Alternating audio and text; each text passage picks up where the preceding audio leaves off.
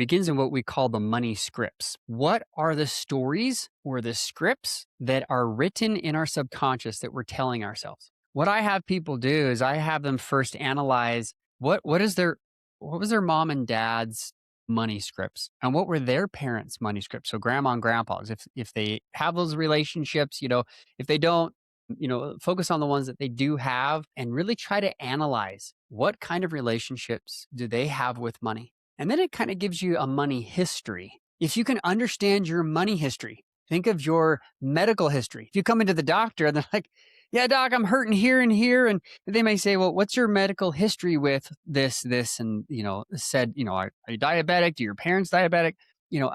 Tell me about your medical history with these issues. The same thing happens with our psychological relationship with money, because money in itself doesn't exist without other people. Money really is the value that we place on currency. When I say money, most people think, dollar bills or credit cards or digital coins. That's not money. That's currency. We use the wrong lingo, and I'll die on this hill because, that's not important, Dr. Parry. Yes, it is. It very much is. Because if we don't understand that where we put that value on certain currency, then we don't actually understand that money is a trading piece. It's something that we use and that we value. And then we have to understand, how did our parents value that money? How did our grandparents? So if you've got a grandparent who was in the Depression era, they value money totally different. They value their things. They may hold on to it more.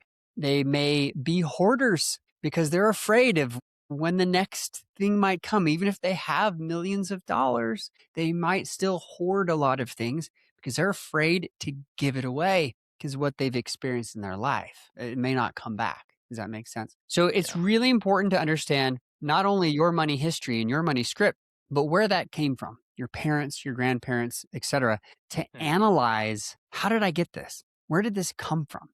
Because here's the great news. The great news about the subconscious mind is once it's been programmed, once you have these ideas around what money is, if they are incorrect, which the ones that I see the most are money avoidance. Okay. And to answer your question with a long answer, money avoidance. It's, I hate money. Money is evil. It tends to be from just incorrect religious beliefs a lot of times. Okay. Money's evil. Money in and of itself, again, if we just understand its value we place on currency, it has no intrinsic value.